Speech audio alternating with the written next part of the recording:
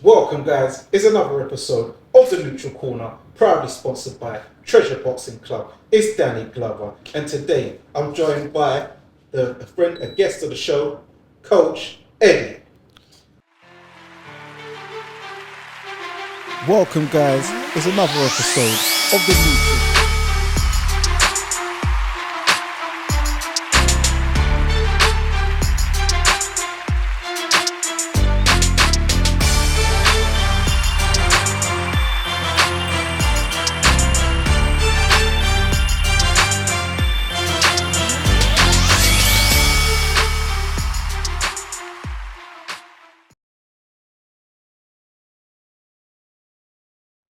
So man. Thanks for coming back. Yeah, nice to be here again, man. Nice. Yeah. It's good to be. I'm next to Mike Tyson, even though I'd rather Muhammad Ali be next to me, but it's all good. Both legends in there. Both legends, yeah. So apart from the boxing and stuff, how you been? What else you been up to? Yeah, I've been great. Obviously, I've just been more concentrating on the boxing coaching side of things, as you know. Since last year, the last time we spoke, when I was in Daniel's camp for the Miller fight, and I've just been on that, and obviously I train people as well. I've got people that I work with, as you know now, to Tony Yoka, Henry Armstrong, and other fighters that I'm working with, even Sharif I'm working with at the moment. So yeah. So that's what I've been doing, just basically learning my craft and trying to obviously learn as a coach. So I learn every day, being in the gym with fighters and things like that. So I guess when you're in that industry and coaching, especially now I've been more on coaching, I look at boxing in a different perspective. And I look at it more of a sweet science, and every fight that I look at as a coach now, as before I used to look at fighting as just a fan and things like that. So now it's just like I see what they're doing right and wrong. So it's a very interesting industry to be in basically. Yeah, because I know before you was dabbling in that gym doing sparring with some fighters and a bit of pads with like your mate in one of those fitness gyms. So what was it that gave you that sort of idea and like the process of you deciding you want to become like a coach, full time with like professional fighters? You know what? Like I said, I've always had love for boxing. It's nothing new. I always love boxing, and boxing is part of me. But I think last year when I went to the Pug gym and I assisted a young guy called by Will all night long to spar Daniel, and he basically, obviously we follow each other on social media. So he just said, I'm sparring Daniel, and obviously you're in the boxing. You've been in the boxing industry for a long time, so please assist me for the sparring. And I'm like, oh, that's fine, So assisting him sparring, it gave me that, it just, after the sparring they done with Daniel and being in that corner, it just gave me it just bring fire in me to just say, I love this. I want to actually become a coach. So it just gave me the desire. I think after that, I realized that, I can also be a coach. I can also motivate, because he done well in sparring. And I'm like, didn't do bad in his corner. Yeah. And then from then, obviously I had a good relationship with Don Charles, and I shadowed him, and basically wherever he was doing, I was just learning off him, being with him, like with all the fighters that he's got, the Tony Yokas, the Daniel, and all the other fighters. So I just been there watching how he does it, how he wraps the hand wraps, and how to speak to a fighter during the corner. So all of these things, I started to learn. And I just had a desire for it, because I've obviously, I like boxing, so it just became a second nature to me. Yeah. So I picked up on it quite quick, because obviously I know a bit about boxing. So yeah, that's what happened really. So now I'm just still there and still learning, and hopefully So I'm familiar with Will all night long. He boxes on the DFC. Has he done DFC boxing shows? I've seen him a couple of times. So shout out to Flips. He's got a show next week, funny enough, on the same day as the show we're going to be talking about. Wembley really? Park. Yeah, so I'm going to be down there commentating, but they're going to be showing the fight on a big screen. On a big screen. Oh, that's great. So, That's good. I'll be doing commentary of some kind of with that. So are you still training Will, or no, Will is we're still in contact. He's still training in some ways. We're South London somewhere because he's based in South London. Yeah, right? South East London. So I'm still training up their side. But obviously, I always told him he's more than welcome to come to our gym, and he knows that already. So I've always told him whenever he's ready, he can just come down and we can train. So, but he's a good young lad that's got a good bright future ahead of him. He's got heart and desire, and I really wish him the best. And it's definitely a fight that I definitely want to train and become his coach in the future. Yeah. So also I saw just last weekend that you was in part of the team of Tony Yoka. Yes. Comeback fight and into stoppage. Yes, and, second round stoppage. Yeah. I like you're from the same country. Yeah, we're the same country. Yes, it's my people's. Yeah. Okay, because I can feel the spirit when the way you're motivated him. Oh yeah. Yes, it's rocking like I can yeah. Spiritual. Yes, very spiritual. And, talking about spiritual, that's something that I know is a thing within the camp you're now involved with Don Charles. He talks about a lot of spirituality. Yeah. So tell me how is that? How did you come to sort of be introduced to Tony, and how's your relationship? I mean, it's all through Don Charles, and obviously when I first encountered with Tony Yoka was when he had his fight in France, and he fell short and he lost by a decision. And that's when me and Tony, started getting. Obviously, we're from the same country, and we speak the same language. So obviously, there's more of a connection between me and him. So we've got a personal relationship, and obviously, because he's from my country, though, I've got more. There's more of a what's the word I'm looking for? It's because obviously now he's like my brother, it's like my younger brother, basically, and so I've got more. There's more passion into it by being in his corner.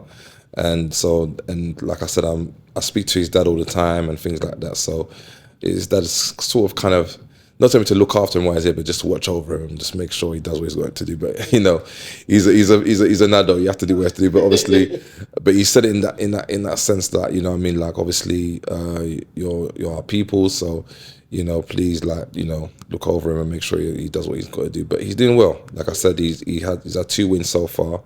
There will be knockouts. And it's good for him because obviously now his confidence has gone back up and he has all the tools. I think Tony Yoka, to me, he's probably got one of the best jabs in heavyweight. He's got a lot of attributes to him. It's just about reminding him of what he has and what he can do. And so I think he's starting to understand. And I said to him, funny enough, for that fight, because it was in Swindon, and obviously Swindon's like 2 hours drive. So we all drove, I drove. And I said to him, listen, please get it over and done with because I'm getting tired now. I've got a long drive back to London and we're not getting paid for overtime out here. So, and he laughed. I'm like, let's please just get rid of him. Let's go. And he done that, which is good. And it was a good performance. And that's what we want. We want that aggression from him. We want that determination and, just to bring out that kind of killer instincts in him. And that's what we want. And hopefully, I think he's got another fight coming up very soon. And we're going to go away to the top with him. I do believe in Tony Yoka. I think he's the next heavyweight champion of the world in due time. Yeah, because he's 6'7", Olympic gold medalist. Yes. I've seen recently news just sort of dropped that he's been now signed by Frank Warren. Yes. And they are looking to do the 2016 Olympic final match between himself and Joyce. Yeah. So how do you see that one faring? Where do you see both of them in their stages of their career? Joyce just losing last time out to another one of your friends from nearby you. Yeah. You know what? Styles makes fights, and I look at Joyce. Has done a lot in the sport.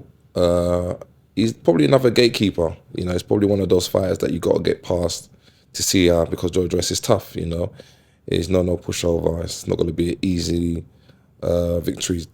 But I believe that Tony Yoka is the new generation in boxing.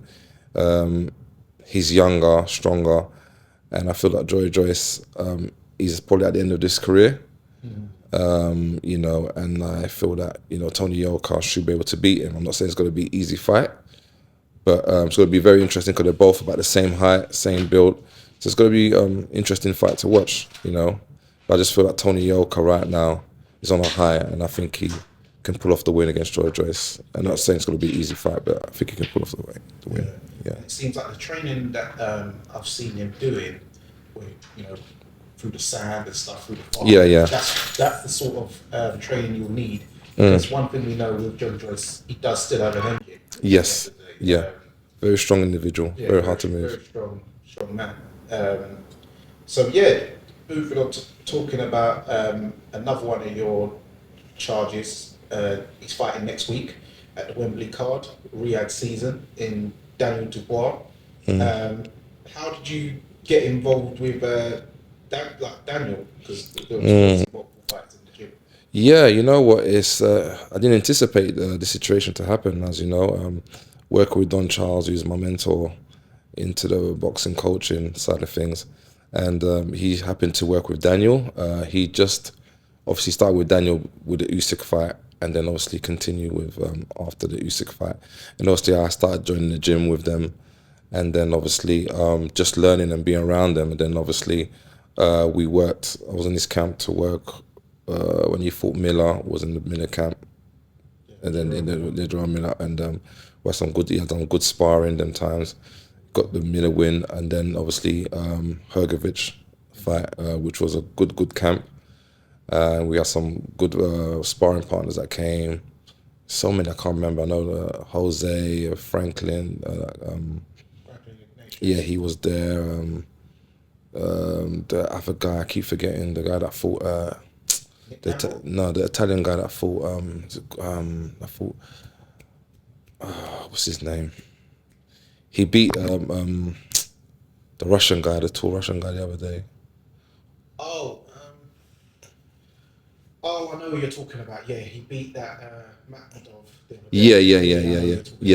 He's quite tough, you know. Yo. Yeah, and he lost narrowly to FIGHTFANTVLIVE. That's it. Yeah. That's the questionable. You can see it's questionable. That's a very. I watched that fight. And I'm like, that's not. I couldn't, you know, if he said a draw or if he said he won, I'll be happy with it. But he's actually a tough guy. And he gave Daniel some good rounds. And he really helped Daniel in sparring. And the Nick, obviously Nick Campbell, my guy, is a good friend of mine. He's been there for the Hrgović. He's been also there for this one as well. And we even had Fraser Clark came over, and you know, it was good sparring. And so that's what happened. So basically, the Miller, then the Hrgović, and after the Hrgović, obviously, didn't anticipate that this fight would be happening. You know, it just happened, and the reality of it is happening within a week, and that's just I still can't believe it, but it is what it is. Yeah. So, what sort of things have you learned under the tutelage of Don Charles? What goes into a training camp at world championship level? Obviously, Tony Yoka is on the ascendancy as a contender, but Daniel Dubois is now champion. Don Charles' first world champion. Yeah, imagine. So this is a world-class training camp. Yeah. So what sort of things have you learned about the sort of how training camps sort of go? It's all about what I've learned is you obviously have to have a strategy in everything that you do. So if he's going to be sparring, there needs to be a strategy of what he's going to do on this day, you know. So, you know, that's what I've learned. So every sparring, there's a strategy for the boxer and the sparring partners, even the sparring partners, which I've been working with. We have to have a strategy for them as well, because they got to bring the best out of the fighter. So we got to treat the sparring partners as if they're fighters as well, fighting against another fighter, you know. So, you know, I tell the sparring partners, you know, this is a learning curve for you guys as well. So take it as if you're going to have a fight, you know, major fight. So just look at it that way. So mentally they're looking at it like, you know what, it's not just about the boxing, about me. So it brings the best out of them and things like that. So that's one thing I've learned. And obviously the discipline side of things, of, you know, the sparring partners, and You know, it's funny because we went for dinner last time with the sparring partners, and Don said, you know what, we got to eat quick because they got to sleep early. You know, it's very important that they have enough sleep to be able to be fit, because they got to be fit as well for sparring. So they got to get looked after. So yeah, all of that as well. So I've learned a lot on that. Yeah, it's just been it's good. It's a good experience, honestly. Yeah, and what I also, because I came to the gym with you one of the times, and I noticed that, you know, what a lot of people don't know behind the scenes, that these training camps cost a lot of money. Yes. You've got to, you know, bring sparring partners in. Yes. You know, sort out their accommodation, the food and everything. Yes, I've learned about that. I'm like, not just your fighter in Tony Dubois, but also the sparring partners. You got to look after them, basically. Yeah. You got to look after them. Because one guy's coming from Scotland? Yeah, Scotland, Nick Campbell. So you got to look after them. Last time, the Hergovich, we had one guy, Alonzo, who came from America, Colorado. So obviously he's come from America. So we've got to look after him. We've got to make sure he's okay. He's new to the country. And so, you know, the sparring partners are important as much as the boxer. You know, so we've got to make sure they're okay and make sure, you know, their mindset is right, make sure they're fed and everything. Because, because they are the ones that's going to help us, you know. So I've learned a lot of that. So it does cost a lot of money. Yeah. It does. So. And one thing I noticed also, what I noticed when I was in Poland when he fought Usyk. Yeah. The as I said, the team is very spiritual and tight knit. But then I noticed when I saw you in Riyadh with Matchroom versus Queensbridge, when you guys watched us. Oh man. Yourself and the dad, Stanley. He was. You lot very, you know, it's like you're in there with Daniel Dubois himself. That, you know, Dad's on the ring corner. You then got into your own. Please don't talk about it. We're trying to forget about that situation there. Your own incident with with the security. With security. Yeah. I forgot about that. I try not to talk about that. That's no. What happened that night? Well, you have to understand, Dan. You have to understand that boxing is an emotional sport. Yes. Yeah. It's a spiritual, emotional sport. So when you're with the team, and if you've been around a boxer for months after months and training with him, and you know, and etc., there's a bond. Yeah. So when your fighter is there, you're in fighting mode, because we all listen. Like I said, I'm not a professional boxer, but I've boxed and I know how to box and done sparring. I know all of these things. So we all got fighting in us. So when it's a spiritual thing, because it's the fighting spirit. So when you have your fighter there, you're all in the same, we're all in the same mindset. It's very spiritual, because it's like, you know, it's fighting mode. Because, you know, although I'm not fighting, I'm in fighting mode. Yeah. So when I'm in fighting mode, and then you got security that's trying to, you know, mishandle you, sort of thing of, you know, the security told me to sit down, touch me, and, you know, cool. And then I think when Daniel was, you know, get his way with Hergovich, I kind of got up, which is normal, yeah? And then he pushed me down, like, you know, physically. So I just reacted, you know, because you're touching me. I'm in a fighting mode already, and you're touching me, so my reaction was to push. And I feel bad. I think I should have done that, but you shouldn't really put your hands on me, you know? Like, you shouldn't do that on a champ, because, you know, I'm going to react, you know what I mean? Because he's lucky he didn't get a right hand, like, you know, I could have reacted, like, boom, you know what I mean? Oh, sorry, you know what I mean? Or left hook, you know what I mean? Yeah. It's in, you know, it's muscle memories, you know? Yeah. But, you know, it's one of those things. I apologize, and, you know, it's not in my character, but it just happened. Yeah. You know, you have to understand that it's, boxing is a very intense, emotional sport. That happens. Yeah, so the whole Gold Star trying to put you in. He will try to jump me, man. I was trying to come over. I was in the railers and that. Yeah. And then, you went out, but then, then you came. No, what it is, that I went out, and then the Excellency said, no, call him back in, because they understood that, obviously, you know, I'm part of the team. And, you know, if I'm part of the team, I understand that. It's a heat of the moment. I'm going to get up. I'm going to, you know, it happens. This is boxing. No one, you know, but for you to try physically make me sit down and touch me, that's happens. But, you know, it's one of those things. It's boxing, and, you know, it just caught me in a bad moment. But, you know, we got the victory. Shout out His Excellency. Yeah, definitely. Yeah, he's fine. And apologies to the Excellency if he's watching this. The Kingdom. I didn't mean to disrespect the stadium like that, but you have to understand that boxing is an emotional sport, and I just got excited a little bit. So apologies to His Excellency if he's watching this, and please don't cancel any visas for me to come to Riyadh. You know what I mean? So I'll have to visit Saudi Arabia again. It's a beautiful country. So yeah, yeah. So yeah, Wembley Stadium next week. Got Daniel Dubois versus Anthony Joshua. It's a highly anticipated fight. This will be coming out obviously during fight week. So what do you see sort of like strengths and weaknesses? You know Anthony Joshua very well as well. He's a friend of mine. Yeah. You've been involved with Team AJ for a very long time. Yeah. And now you're, you know. How did you feel when this fight was announced? Because this was never on the radar. It's never like when someone spoke about, oh, who do you want to see AJ fight next? Who do you want to see Dubois fight next?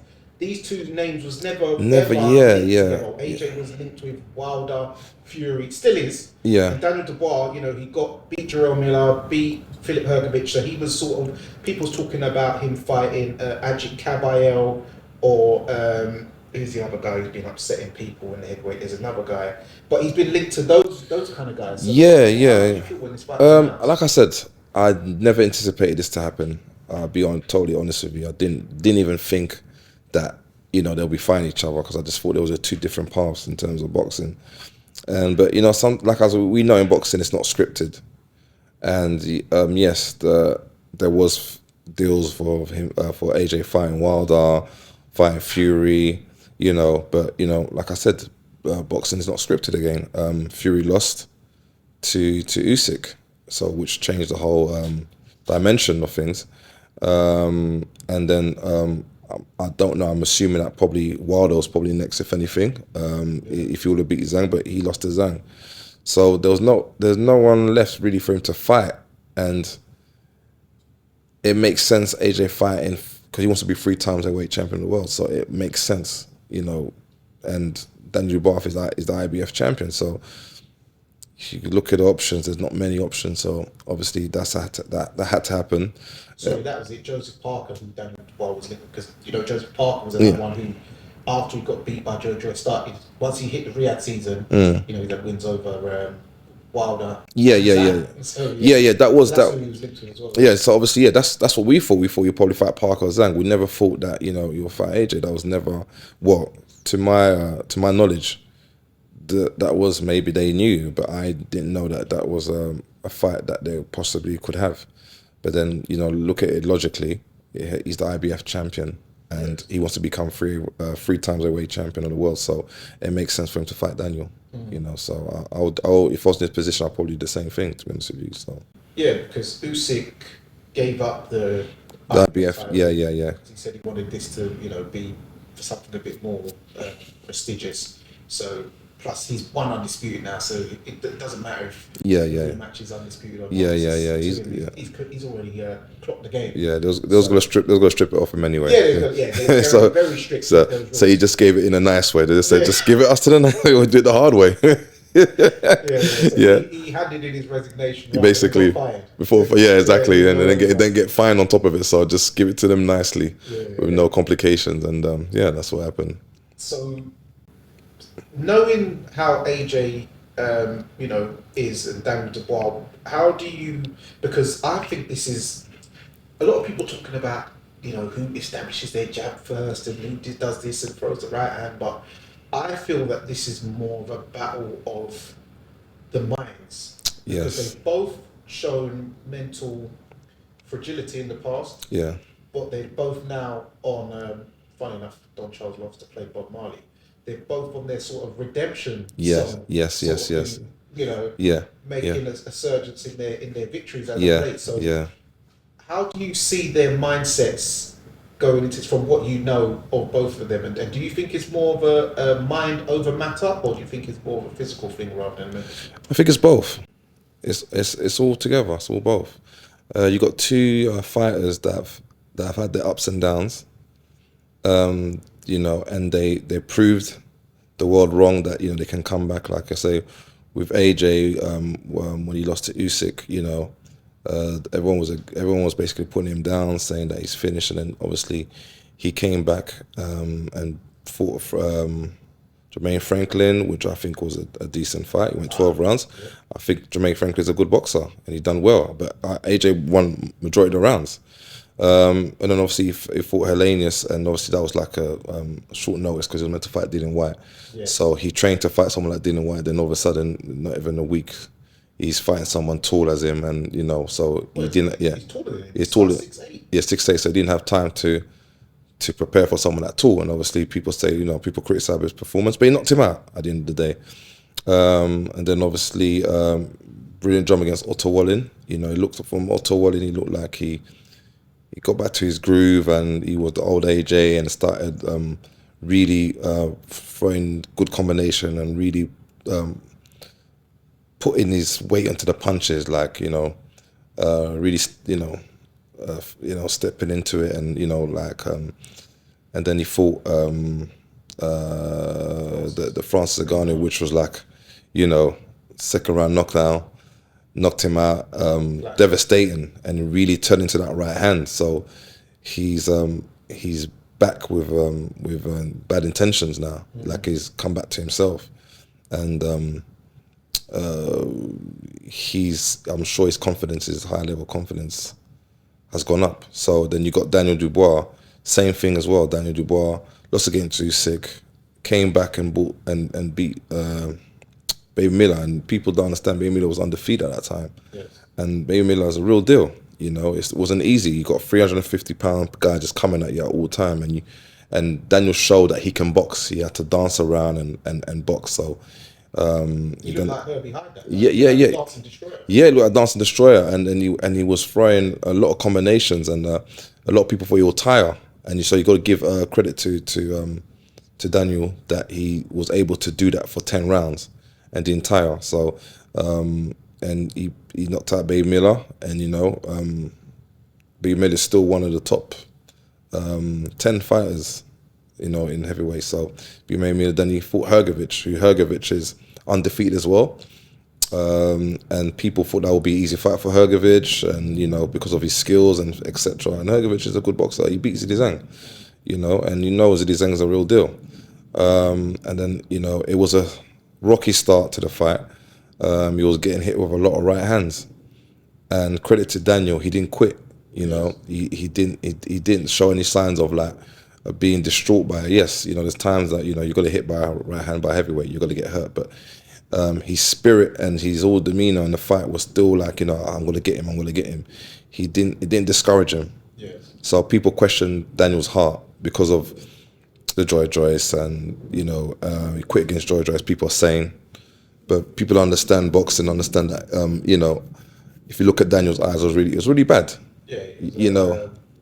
Yeah, like some people's careers are ended because of their eyes and that, So, it's easy to say that he quit, but, at the end of the day, he probably stopped for anything worse happening, And he was very young. He was probably like, what, 22? Yeah, he was only 22, 23, so he's young.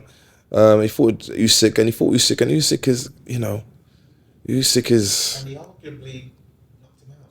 Yes, he caught, this is my opinion, and some people disagree, he caught him with a good body shot, and he went down. I was there, it was legal. He caught him with a legal body shot, yeah? But it is what it is.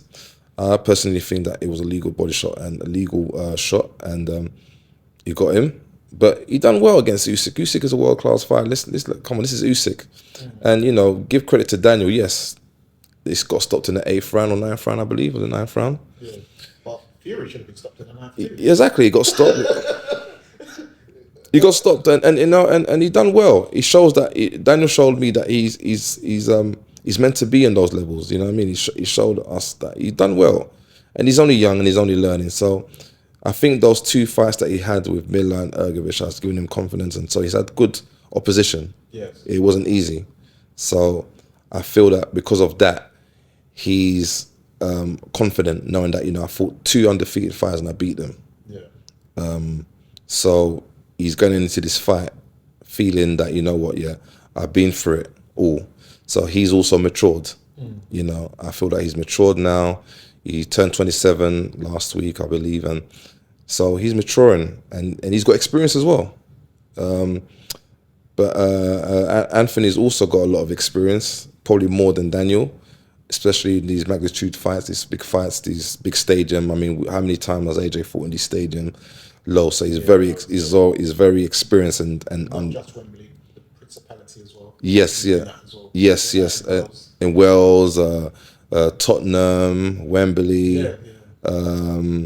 You know, he's fought in these arenas, so he's quite used to it. And I feel that AJ right now, he's at his peak right now, where he knows who he is, he knows what he can do, so he understands himself a bit more. And this is what makes this fight interesting, because you've got two fighters that have matured in the last year. Last year, these are the two fighters that people were looking down on, thinking, oh, you know, they're not the one's a quitter, this and that. They're not, you know, it's funny. And then now, you know, one's become IBF champion and highly rated, and then you got Anthony Joshua's basically done the unthinkable by knocking out Francis Ngannou quite easily, I'm sorry to say. And this is Francis Ngannou, and I think Francis Ngannou is a good boxer. I think if he still continue boxing, it'll give a lot of heavyweights problem. But Francis Ngannou done well against AJ, he just got knocked out. Yeah. You know what I mean? And like I said, look what he done to Fury. Yeah. So he's not a pushover. And Francis Ngannou is a strong guy, like, and he's never been knocked out before. But he's been hit with elbows and everything, knees, you name it, he hasn't gone down. So it shows the level that that Joshua's in. So excellent performance. Yeah. So one thing I've noticed as well, because one thing I did used to sort of criticise AJ for, I used to say he's never, like, he scored like knockouts, TKOs or whatever, but he's never, I was like, he's not icing guys like, you know, Wilder, when he's icing.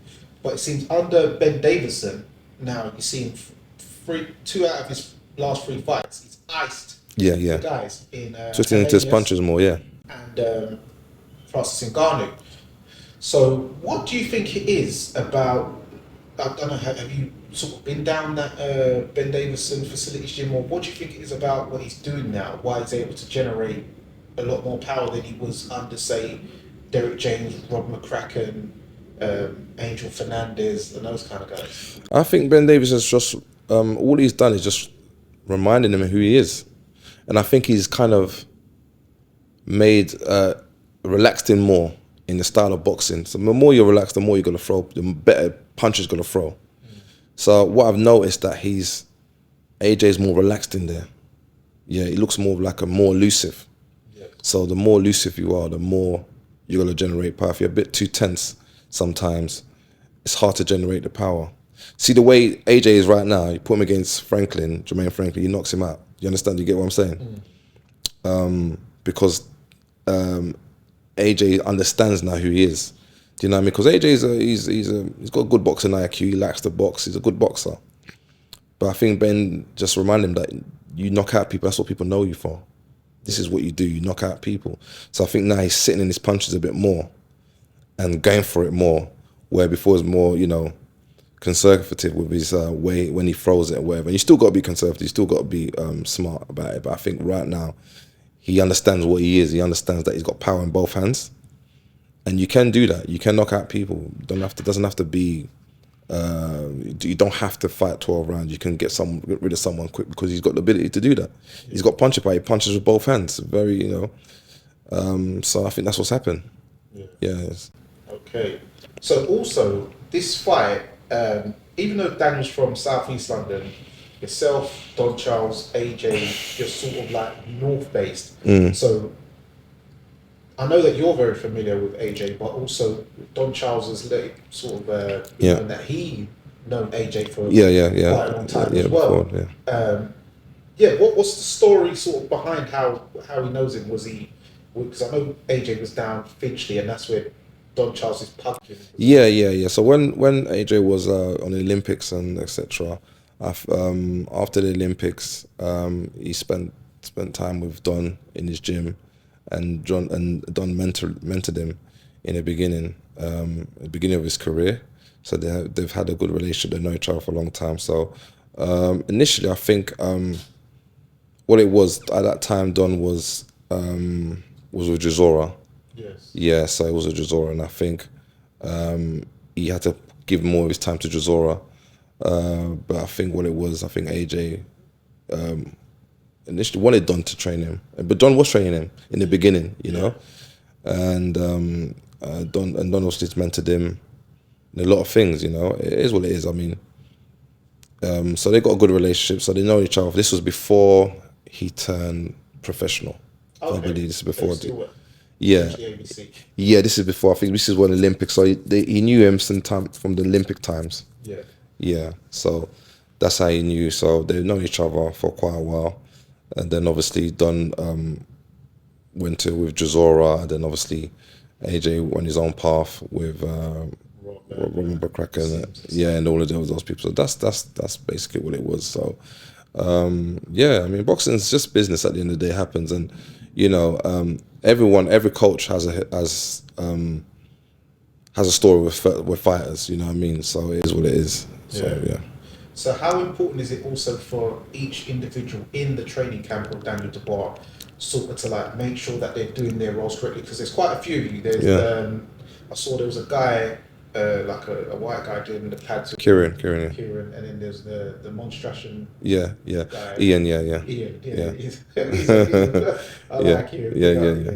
So so what sort of roles is it that everyone sort of like doing in the camp? Because it seems like you're all very quite structured. Yeah. The thing is, we all have to work with each other and have the same mindset in that, because I when you go into war, you have to have the same mindset and know it all merges together. So you know, in pads, you know, for an example, you know, Don is more technical with his with pads, on the technical side of things. So you'll show Daniel how, you know, place your feet, this and that, and etc.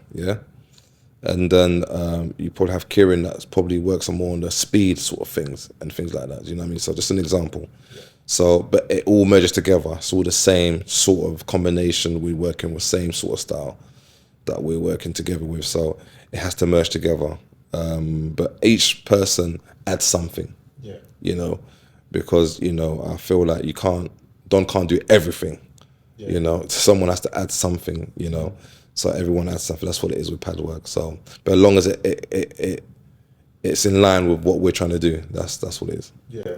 Also, I think it's a good idea to have you guys, because you guys, you know, younger. Yeah. Don Charles has been in the game for a very long time. Yeah. And I know he does tend to work with big, heavy guys. Yeah, of course. Yeah. And Dubois, at his age, you know, he's a physically strong man for his age. Yeah. It's going to take a toll on 100%. your shoulders and your arms. Yeah, 100%. So it's good to sort of take you guys. Yeah. Especially when you're with these heavyweights, and people don't understand, like, pad work, you got to really prepare yourself, especially with these heavyweights, because they hit hard. You How's know. it been for you? I remember one time I done a little pad work with Daniel. You know, the cushion thing. Oh yeah, right. Yeah, I didn't hold it properly, innit? Yeah. So I think I didn't hold it properly, and I think he just gave a right, and I didn't hold it, and it's kind of got me. I felt it for about a week. I'm like, damn, like this guy can hit, like they're very heavy-handed. Yeah. So imagine doing that 3 or 4 times. I mean, Don's doing it every day. Yeah. Getting battered, you know,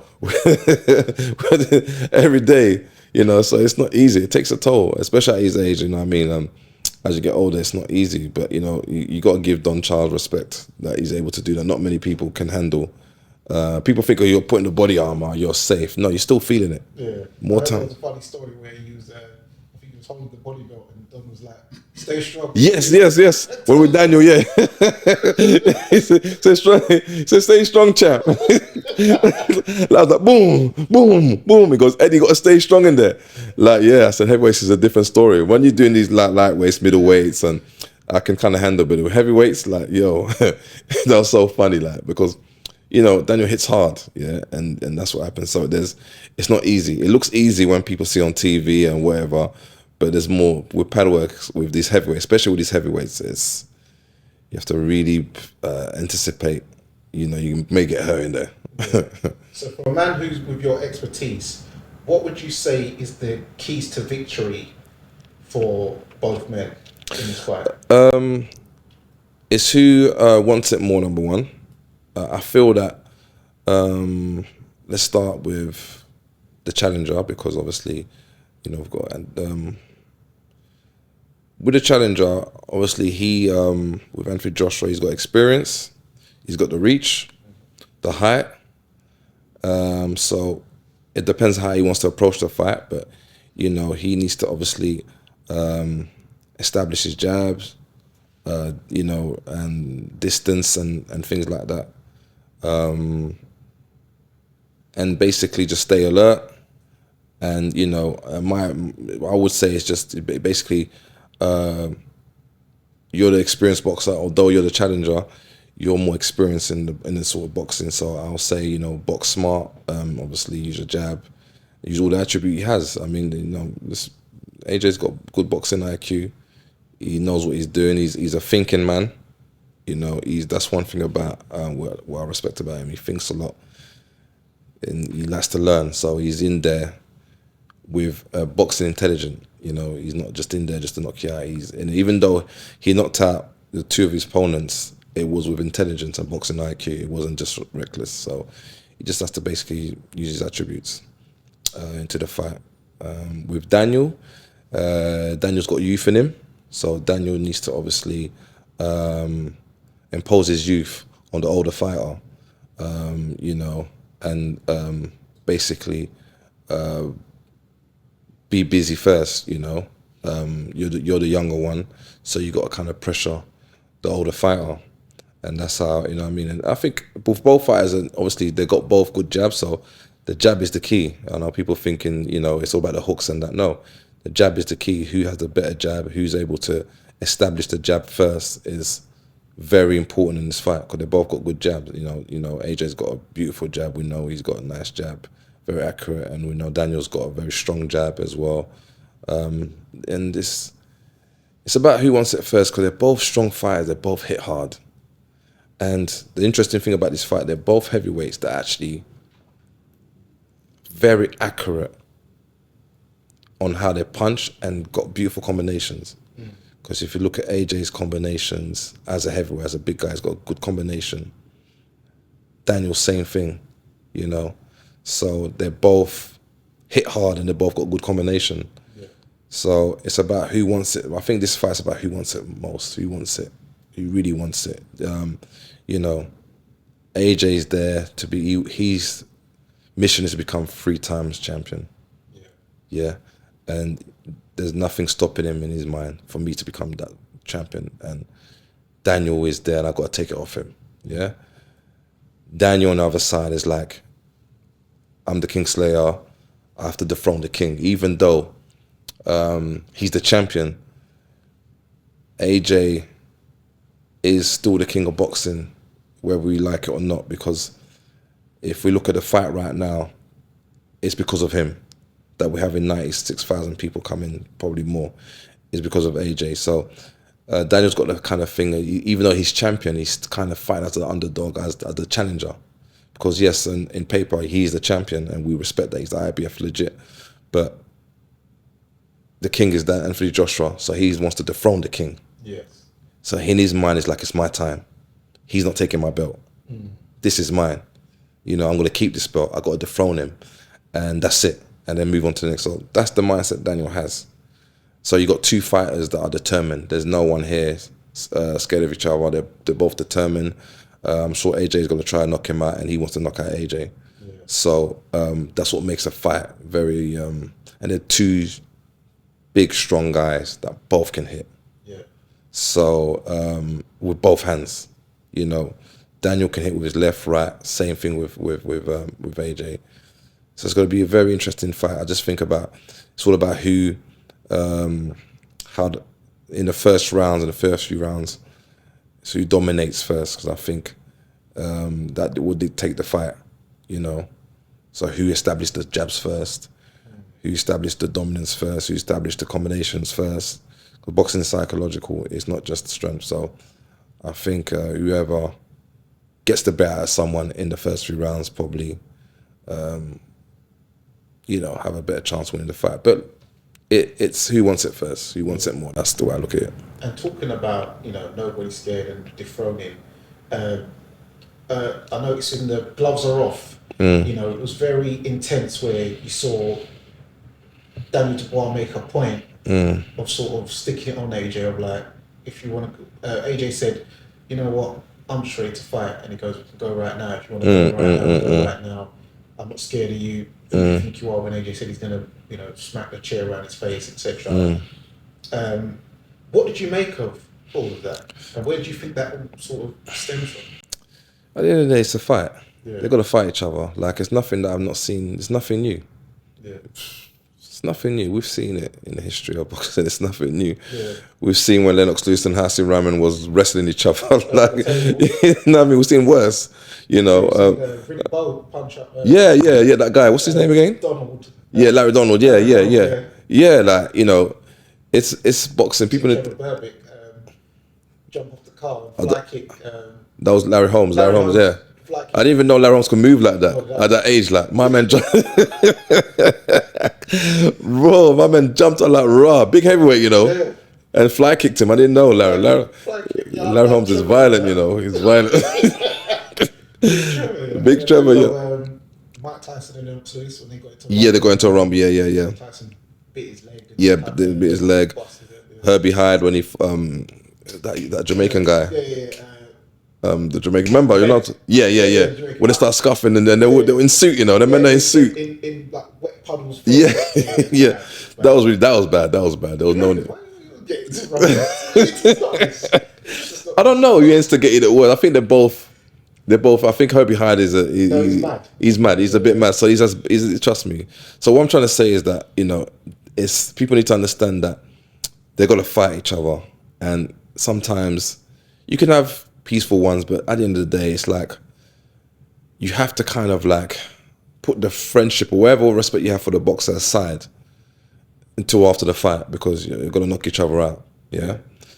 So you have to understand you're going to fight this person. Yeah. This person's trying to knock you out and you're going to try and knock him out. So it's tense, you know, when you're going to meet someone that you're going to fight. And I guess, you know, you got two big guys that got a lot to prove. Listen, at the end of the day, it is what it is. Like, people would probably say that, you know, AJ took it the wrong way. He shouldn't have said that.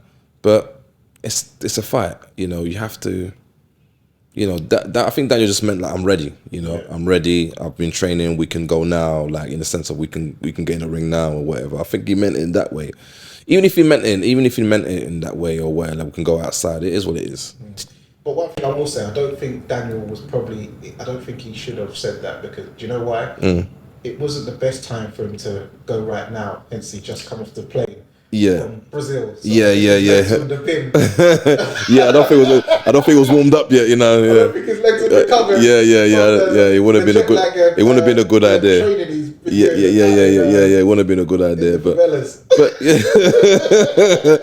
oh man, but you know what? Like, at the end of the day, like, you know, it is what it is. They're both men at the end of the day, yeah? So, you know, he's saying we can do it right now, and AJ say, what, you want me to smash the table? Yeah, like, you know, it is what it is. They're both men. AJ felt disrespected and he reacted to it. Yeah, it's normal, you know? It's fighting. At the end of the day, like I said, it's, in a fight, you're going to be that person. I'm sure after the fight they'll shake hands, it'll be cool. Do you know what I mean?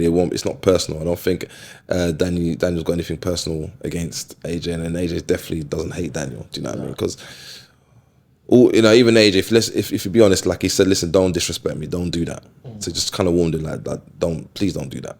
You know what I mean? You don't want it, because I'm not trying to disrespect you. We had a nice face off, but you took it another way. But maybe, you know, sometimes some fighters need that.